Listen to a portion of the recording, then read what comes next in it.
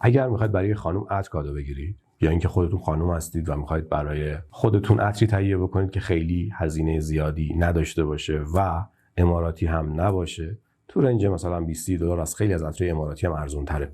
یک برند آمریکایی است، برند بسیار قدیمی، بیش از 100 سال قدمت داره و عطرهای زیادی هم تولید کرده، متخصص عطرهای زنونه هم هست، فقط عطر زنونه تولید میکنه.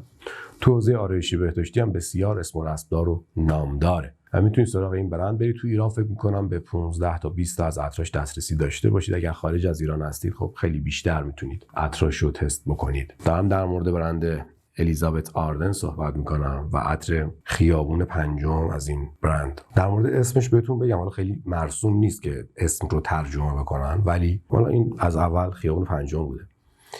یه چیزی بهتون بگم، فقط یک کلیپی تو فضای مجازی خیلی پربازدید شده بود تو سالهای گذشته و آقای حدادیان بود فکر میکنم که داشت نوحه میخوند به زبان انگلیسی.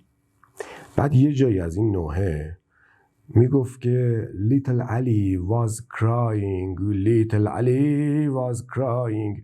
بعد من خیلی برام سوال شد که این داره چی داره میگه.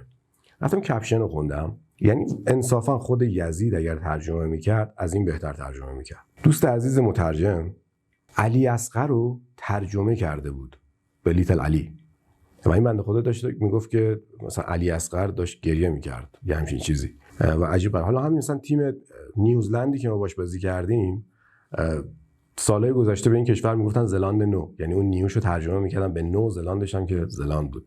ولی در کل اسما رو ترجمه نکنید. حالا این خیابون پنجم دیگه مجبورید الان برید در هر مغازه‌ای و بگید خیابون پنجم، ترجمه شده شو باید بگید. رایحه‌اش یک رایحه کاملا گلیه. در ابتدا انواع گل‌ها توش هست ولی هیچ کدوم از این گل‌ها خودنمایی نمی‌کنه، یعنی توش زنبق داره ولی اونقدر زنبق شدید نیست. چیزی که بیشتر از توی این رایحه داره حس میشه اون بیس نوت قدرتمندشه، وانیل در کنار کهربا و مشک. طبیعتاً شیرینی هم داره اما رایحه گرمی به حساب نمیاد و به همین واسطه ماندگاری و پخش بوی خوبی هم داره.